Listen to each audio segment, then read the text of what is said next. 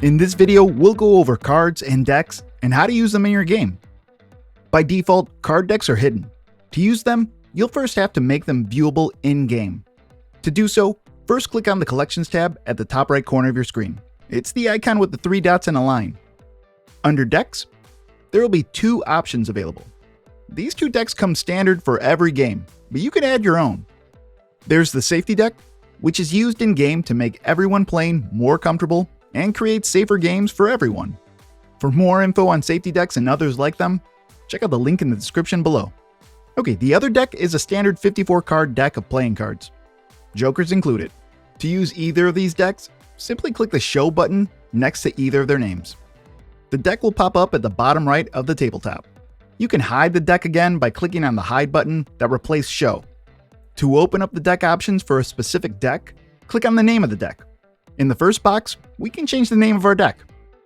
If you want your players to see the deck, tooltips, and maybe draw from the deck, make sure the next 3 boxes are checked. You can check the final box to make a deck infinite and never run out of cards. If you want the GM or players to be able to hand out specific cards from the deck, you can make that selection in the dropdown. Now, the next dropdown is for a discard pile. You can choose to have one or not, and whether the cards in that pile will face up or down. If you're playing a game where you draw from a discard pile, you can choose whether you draw from the top or bottom of the pile. The removed cards pile are cards that have been removed from the game and deck entirely, like an exiled zone in a certain card game. In this dropdown, you can set how those cards are viewed and whether to have removed cards as an option at all. Next, you can choose whether cards played on the tabletop are played face up or down. This is useful if you don't want everyone seeing your cards. Now, in the Considered section, you can choose whether cards on the tabletop are drawings or tokens. Making them tokens will give them radial bubbles, and you can choose what type of numbers those radial bubbles stand for. While making a card a drawing won't have any bubbles, they won't snap to the grid, and you'll be able to move them around easily. You can also change the size of the cards here too.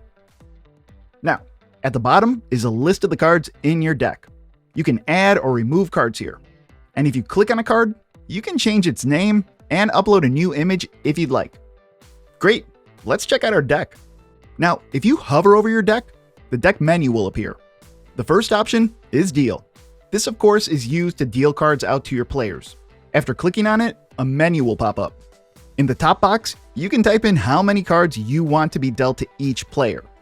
With the Select Some Options box, you can choose who is dealt the specific number of cards. You can either choose the All Players option, or choose only specific players to be dealt cards. The last button is Deal Cards to Turn Order Items. This is used in games like Savage Worlds, where a deck of cards is used to determine initiative. After you've made your selection in this menu, click Deal at the bottom, and the cards will be dealt. Once dealt, the players will see a small card icon by their name or avatar. These are the cards that have been dealt to them and are in their hand. Okay, let's go back to our card deck. The next option is Removed. This is like the discard pile for the entire deck. If at any point a card is removed or discarded from the game, you can click on this option to see those cards. Next is Recall. If you click on this option, a box will pop up showing you the amount of cards in each player's hand, on the tabletop, left in the deck, in the removed pile, and how many cards in total there are. Next to each group of cards is a Recall button. Simply click this to put all the cards of a chosen group back into the deck. If the Shuffle After Recalling box is checked at the top, the deck will shuffle after recalling the chosen cards. Now, at the very bottom is a Recall All button. This will recall all cards in players' hands and on the tabletop. It will not recall any removed cards. If you click on Shuffle, a box will appear confirming you want to shuffle. Keep in mind that if you have the discard pile enabled, all the cards discarded will be shuffled back into the deck. Now you can use the Hide option to hide the deck the same way you would in the Collections tab. Lastly, if you have a discard pile enabled, it will be the last option available. Clicking on this will show you all the cards that have been discarded. Great! Now that you have some cards dealt and your deck set up, let's go over handling the cards. You can easily draw a card from the deck at any time by clicking on the deck. This will flip over the top card. Anyone that has permission to see the deck will see this card. Playing cards to the tabletop is as simple as clicking and dragging it out. You can do this from your hand or the top of the deck.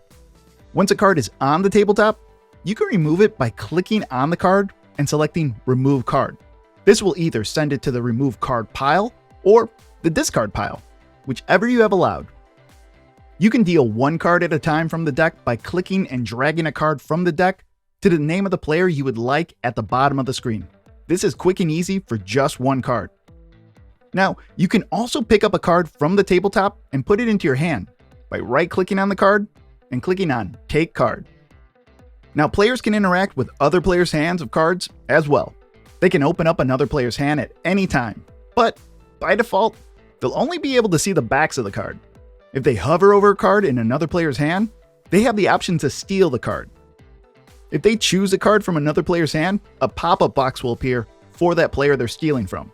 That player must confirm the steal before the first player receives the card. Lastly, players can trade cards with each other.